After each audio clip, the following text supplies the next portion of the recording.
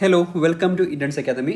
ഇന്ന് നമ്മൾ ഡിസ്കസ് ചെയ്യുന്നത് ഈ വർഷം നടന്ന 92/2025 ആ ചോദ്യപേപ്പറിൽ നിന്നുള്ള കുറച്ച് ക്വസ്റ്റ്യൻസ് ആണ്. അപ്പോൾ ഇത് വളരെ ഇമ്പോർട്ടൻ്റ് ആണ് ഈ ഒരു സീരീസ് എന്ന് പറഞ്ഞാൽ. നിങ്ങൾക്ക് PSCയെ പറ്റി കൂടുതൽ മനസ്സിലാക്കാൻ വേണ്ടിയിട്ട് ഈ പ്രീവിയസ് ക്വസ്റ്റ്യൻസ് വർക്കൗട്ട് ചെയ്യുന്നതിലൂടെ സാധിക്കും. നമുക്ക് നേരെ ക്വസ്റ്റ്യനിലേക്ക് പോവാം. ഒന്നാമത്തെ ക്വസ്റ്റ്യൻ എന്താണ്? മാർത്താണ്ഡവർമ്മയുമായി ബന്ധപ്പെട്ട ശരിയായിട്ടുള്ള പ്രസ്താവന ഏത് എന്നുള്ളതാണ് തന്നിട്ടുണ്ട്. ഓപ്ഷൻ എ 1809 കുണ്ടറ വിളംബരം നടത്തി. ബി 1741 കുളച്ചൽ യുദ്ധത്തിൽ ഡച്ചുകാരെ പരാജയപ്പെടുത്തി.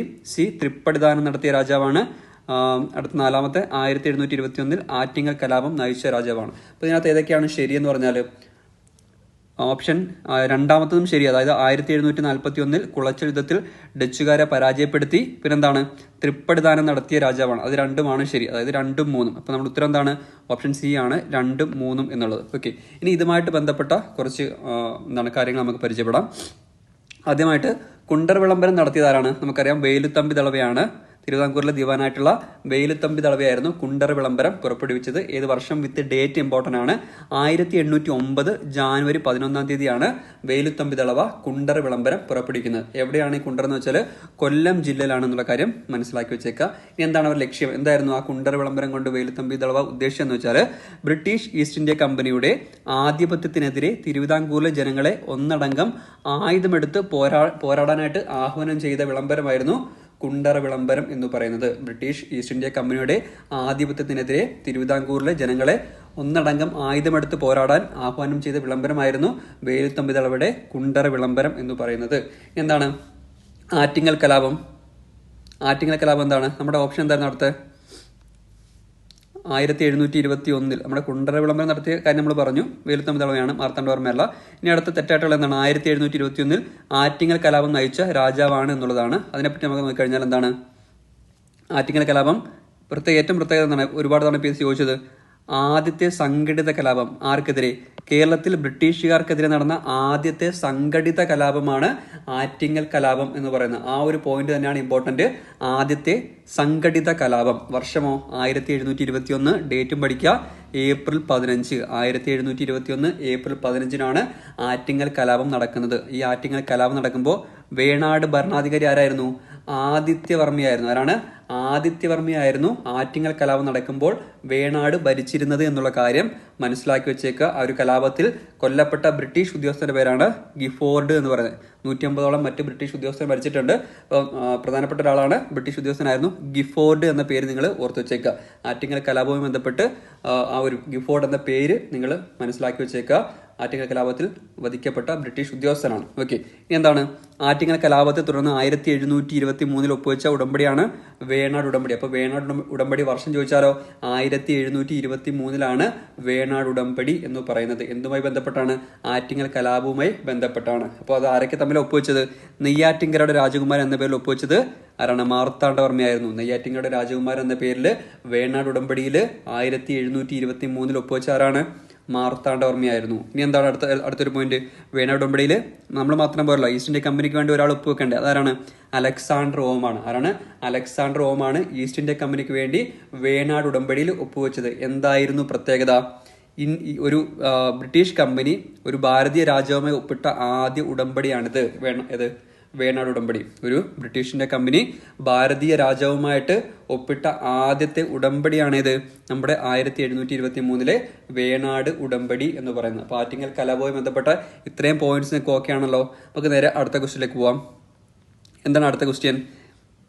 ചൈനീസ് വിപ്ലവവുമായി ബന്ധപ്പെട്ട സംഭവം ഏതാണ്? താഴെ തന്നിരിക്കുന്നതിൽ ചൈനീസ് വിപ്ലവവുമായി ബന്ധപ്പെട്ട സംഭവം ഏതാണ് എന്നുള്ളതാണ് തന്നിട്ടുണ്ട്. കറുപ്പ് യുദ്ധം. Option A. Option B Boston tea party. Option C tennis court assembly. Option D ഫെബ്രുവരി വിപ്ലവം. അപ്പോൾ ഇത് നിങ്ങൾ കറക്റ്റായിട്ട് എല്ലാ വിപ്ലവവും കൃത്യമായിട്ട് പഠിച്ചു വെക്കേണ്ട കാര്യങ്ങളാണ്. PSC ഒരുപാട് തവണ ചോദിക്കാറുണ്ട്, സ്റ്റേറ്റ്മെന്റ് ആയിട്ടും ചോദിക്കാറുണ്ട്. അപ്പോൾ ഈ ഓപ്ഷൻ ബി നിങ്ങൾ നോക്കിയേ. ബോസ്റ്റൺ ടീ പാർട്ടി എന്തുമായിട്ട് ബന്ധപ്പെട്ടതാണ്? അമേരിക്കൻ സ്വാതന്ത്ര്യ സമരവുമായി ബന്ധപ്പെട്ടാണ് ബോസ്റ്റൺ ടീ പാർട്ടി എന്ന് പറയുന്നത്. അടുത്ത ടെന്നീസ് കോർട്ട് അസംബ്ലിയോ? ടെന്നീസ് കോർട്ട് അസംബ്ലി എന്ന് പറഞ്ഞാൽ നമ്മുടെ ഫ്രഞ്ച് വിപ്ലവവുമായിട്ട് ബന്ധപ്പെട്ടതാണ്. അടുത്ത ഫെബ്രുവരി വിപ്ലവം. ഫെബ്രുവരി വിപ്ലവം എന്ന് വെച്ചാൽ റഷ്യൻ വിപ്ലവവുമായിട്ട് ബന്ധപ്പെട്ടതാണ്. അപ്പോൾ നമ്മുടെ ആൻസർ ഏതാണ്? ചൈനീസ് വിപ്ലവവുമായി ബന്ധപ്പെട്ടതാണ്. കറുപ്പ് യുദ്ധമാണ്. ഇനി നമുക്ക് ചൈനീസ് വിപ്ലവത്തിന്റെ കുറച്ച് കാര്യങ്ങൾ പഠിക്കാം. ഓക്കെ, അതായത് ചൈനീസ് വിപ്ലവം ചൈനയിൽ രാജവാഴ്ചയ്ക്ക് അന്ത്യം കുറിച്ച് റിപ്പബ്ലിക്കൻ ഭരണത്തിന് തുടക്കം കുറിച്ച വിപ്ലവമാണിത് ചൈനീസ് വിപ്ലവം എന്ന് പറയുന്നത്. ചൈനയിൽ രാജവാഴ്ചയ്ക്ക് അന്ത്യം കുറിച്ചുകൊണ്ട് റിപ്പബ്ലിക്കൻ ഭരണത്തിന് തുടക്കം കുറിച്ച വിപ്ലവമാണ് ചൈനീസ് വിപ്ലവം. അവസാനത്തെ ആ രാജവംശം ഏതായിരുന്നു? ചൈനയിലെ മഞ്ചു രാജവംശമായിരുന്നു കേട്ടോ. ചൈന ഭരിച്ചിരുന്ന അവസാനത്തെ രാജവംശമാണ് മഞ്ചു രാജവംശം എന്ന് പറയുന്നത്. അപ്പോൾ ചൈനയിൽ രാജവാഴ്ചയ്ക്ക് അന്ത്യം കുറിച്ചുകൊണ്ട് റിപ്പബ്ലിക്കൻ ഭരണത്തിന് തുടക്കം കുറിച്ച വിപ്ലവമാണ് ചൈനീസ് വിപ്ലവം എന്ന് പറയുന്നത്. ഏത് വർഷമാണ്? 1911 ചൈനീസ് വിപ്ലവം എന്ന് പറയുന്നത്. നിങ്ങൾ ഓർത്തിരിക്കുക, 1911 ചൈനീസ് വിപ്ലവം. ആരുടെ നേതൃത്വത്തിലായിരുന്നു? സൺ യാട്സൺ. നിങ്ങൾ കേട്ടിട്ടുണ്ടായിരിക്കുമല്ലോ. സൺ യാട്സന്റെ നേതൃത്വത്തിലായിരുന്നു ചൈനീസ് വിപ്ലവം നടന്നത് എന്നുള്ള കാര്യം ഓർത്തു വെച്ചേക്കുക. ചൈന ഭരിച്ചിരുന്ന അവസാന രാജവംശമാണ് മഞ്ചു രാജവംശം. ചൈനീസ് വിപ്ലവം വർഷം 1911. ആരുടെ നേതൃത്വം? സൺ യാട്സന്റെ നേതൃത്വത്തിലായിരുന്നു എന്നുള്ള കാര്യം ഓർത്തു വെച്ചേക്കുക. ഇനി എന്താണ്? നമ്മൾ കറുപ്പ് വ്യാപാരത്തിന്റെ കാര്യമാണല്ലോ ഇവിടെ പറഞ്ഞത്. അപ്പൊ യൂറോപ്യൻ രാഷ്ട്രങ്ങളും അമേരിക്കയും എന്താണ്? യൂറോപ്യൻ രാഷ്ട്രങ്ങളും അമേരിക്കയും ഉൾപ്പെട്ട കൊളോണിയൽ ശക്തികൾ ചൈനയിൽ സ്വീകരിച്ച നയങ്ങളാണ് ഏതൊക്കെ? 2 ഇമ്പോർട്ടൻ്റ് ആണ്, 2 പഠിക്കുക. കറുപ്പ് വ്യാപാരവും പിന്നെ തുറന്ന വാതിൽ നയവും. എന്താണ്? കറുപ്പ് വ്യാപാരവും തുറന്ന വാതിൽ നയവും ആരൊക്കെ? യൂറോപ്യൻ രാഷ്ട്രങ്ങളും അമേരിക്കയും ഉൾപ്പെട്ട കൊളോണിയൽ ശക്തികൾ എവിടെ? ചൈനയിൽ സ്വീകരിച്ചിരുന്ന നയങ്ങളാണിത്. കറുപ്പ് വ്യാപാരവും തുറന്ന വാതിൽ നയം. അപ്പോൾ രണ്ടും എന്താണ് നമുക്ക് നോക്കാം. എന്താണ് കറുപ്പ് വ്യാപാരം, അതേപോലെ എന്താണ് തുറന്ന വാതിൽ നയം എന്ന് നമുക്ക് നോക്കാം. ആരാണ്? യൂറോപ്യൻ രാഷ്ട്രങ്ങളും അമേരിക്കയും എവിടെ? ചൈനയിൽ സ്വീകരിച്ച നയങ്ങൾ. മനസ്സിലായല്ലോ? കറുപ്പ് വ്യാപാരവും തുറന്ന വാതിൽ നയവും. ഓക്കെ, എന്താണ് ഈ കറുപ്പ് വ്യാപാരം? ഇംഗ്ലീഷ് വ്യാപാരികൾ ചൈനയിലേക്ക് ഇറക്കുമതി ചെയ്യുന്ന ലഹരി പദാർത്ഥങ്ങളാണ് കറുപ്പ് എന്ന് പറയുന്നത്. ആരാണ്? ബ്രിട്ടീഷുകാര് എന്താണ് ചൈനയിലേക്ക് ഇറക്കുമതി ചെയ്തിരുന്ന ലഹരി പദാർത്ഥങ്ങളാണ് കറുപ്പ് എന്ന് പറയുന്നത്. ഇതൊരു ലഹരി പദാർത്ഥമായതുകൊണ്ട് തന്നെ ഇതിന്റെ ഉപയോഗം ചൈനീസ് ജനതയുടെ മാനസിക നിലയും പ്രതികൂലമായിട്ട് ബാധിച്ചിട്ടുണ്ടായിരുന്നു. അപ്പോൾ അതേ തുടർന്നിട്ട് ഈ ചൈനയും ബ്രിട്ടനും തമ്മിൽ നടന്ന യുദ്ധമാണ് കറുപ്പ് യുദ്ധം എന്ന് പറയുന്നത്. എന്താണ്? ചൈനയും ബ്രിട്ടനും ഇമ്പോർട്ടൻ്റ് ആണ്. ആരൊക്കെ തമ്മിലാണ് ഈ കറുപ്പ് യുദ്ധം നടന്നെന്ന് വെച്ചാൽ ചൈനയും ബ്രിട്ടനും തമ്മിൽ നടന്ന യുദ്ധമാണ് കറുപ്പ് യുദ്ധം, അല്ലെങ്കിൽ ഒപ്പിയം വാർ എന്നൊക്കെ പറയുന്നത് ഇത് തന്നെയാണ്. ഒപ്പിയം വാർ അല്ലെങ്കിൽ കറുപ്പ് യുദ്ധം. ഒന്നാം കറുപ്പ് യുദ്ധം നടന്ന വർഷവും 1839 മുതൽ 1842 വരെയാണ് ഒന്നാം കറുപ്പ് യുദ്ധം നടക്കുന്നത്. അപ്പൊ ഇത്രയും കാര്യങ്ങൾ മനസ്സിലായോ? യൂറോപ്യൻ രാഷ്ട്രങ്ങളും അമേരിക്കയിലും ഉൾപ്പെട്ട കൊളോണിയൽ ശക്തികൾ ചൈനയിൽ സ്വീകരിച്ച നയങ്ങളാണ് കറുപ്പ് വ്യാപാരവും തുറന്ന വാതിൽ നയവും. എന്താണ് കറുപ്പ് വ്യാപാരം എന്ന് നമ്മൾ പറഞ്ഞു. എന്താണ്? ഈ ബ്രിട്ടീഷുകാർ ചൈനയിൽ ഇറക്കുമതി ചെയ്യുന്ന ലഹരി പദാർത്ഥങ്ങളാണ് കറുപ്പ്. ഇത് ചൈനയുടെ ജനങ്ങളെ പ്രതികൂലമായിട്ട് ബാധിച്ചു. അതുകൊണ്ട് തന്നെ ഈ ചൈനയും ബ്രിട്ടനും തമ്മിൽ നടന്ന യുദ്ധമാണ് കറുപ്പ് യുദ്ധം അല്ലെങ്കിൽ ഒപ്പിയം വാർ എന്ന് പറയുന്നത്. അതിന്റെ കാലഘട്ടം, ഒന്നാം കറുപ്പ് യുദ്ധത്തിന്റെ കാലഘട്ടം എന്ന് പറയുന്നത് 1839 മുതൽ 1842 വരെയാണ്. ഓക്കെ, ഇനി എന്താണ്? ഒന്നാം കറുപ്പ് യുദ്ധത്തിന്റെ ഫലമായിട്ട് ബ്രിട്ടൻ പിടിച്ചെടുത്ത ചൈനീസ് പ്രദേശമാണ് ഹോങ്കോങ്. അത് തിരിച്ചു കൊടുക്കുന്നത് എന്താണ്? 1997 ഹോങ്കോങ് തിരിച്ചു കൊടുക്കുന്നത് എന്നുള്ള കാര്യം മനസ്സിലാക്കി വെച്ചേക്കുക. എന്താണ്? ഒന്നാം കറുപ്പ് യുദ്ധം അവസാനിക്കാൻ കാരണമായ ഉടമ്പടിയോ? നാൻകിങ് ഉടമ്പടിയാണ്. എന്താണ്?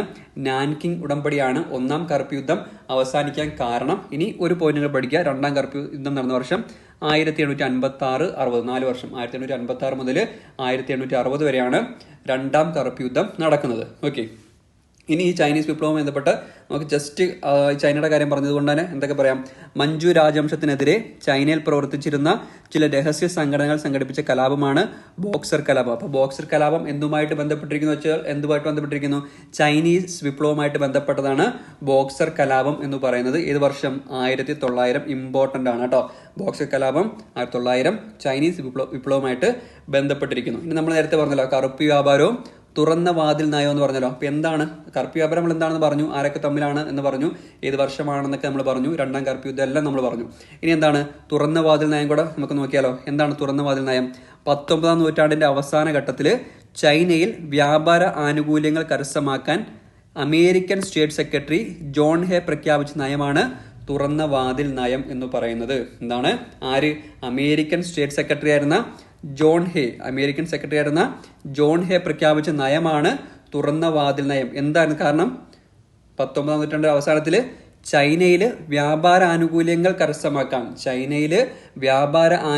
കരസ്ഥമാക്കാൻ അമേരിക്കൻ സ്റ്റേറ്റ് സെക്രട്ടറി ആയിരുന്ന ജോൺ ഹേ പ്രഖ്യാപിച്ച നയമാണ് തുറന്ന വാതിൽ നയം എന്ന് പറയുന്നത്. എന്താണ് അതിന്റെ ലക്ഷ്യം? അമേരിക്ക ചൈന ഇടപെടാൻ അവസരമൊരുക്കുക. അതായത് അമേരിക്കയ്ക്ക് കൂടുതൽ ചൈനയിൽ ഇടപെടലുകൾ നടത്താനായിട്ട് അവസരമൊരുക്കുക എന്നുള്ളതായിരുന്നു ഈ നയത്തിന്റെ ലക്ഷ്യം എന്ന് പറയുന്നത്. അപ്പോൾ 2 ക്വസ്റ്റ്യൻസ് ആണ് നമ്മൾ പഠിച്ചത്. ഏതൊക്കെ? മാർത്താണ്ഡവർമ്മയുമായി ബന്ധപ്പെട്ട ഒരു ക്വസ്റ്റ്യൻ പഠിച്ചു. അതേപോലെ തന്നെ ചൈനീസ് വിപ്ലവവുമായി ബന്ധപ്പെട്ട ഒരു ക്വസ്റ്റ്യൻ പഠിച്ചു. അപ്പോൾ 2 ക്വസ്റ്റ്യനും അതുമായിട്ട് ബന്ധപ്പെട്ട് ഓൾമോസ്റ്റ് എല്ലാ കാര്യങ്ങളും നമ്മൾ പറഞ്ഞിട്ടുണ്ട്. അപ്പോൾ ഇങ്ങനെയാണ് നിങ്ങൾ പ്രീവിയസ് ക്വസ്റ്റ്യൻസ് വർക്കൗട്ട് ചെയ്യേണ്ടത്. 100 ക്വസ്റ്റ്യൻസിൽ നിന്ന് നമുക്ക് 5000 ക്വസ്റ്റ്യൻസ് നമുക്ക് പഠിച്ചെടുക്കാൻ പറ്റും.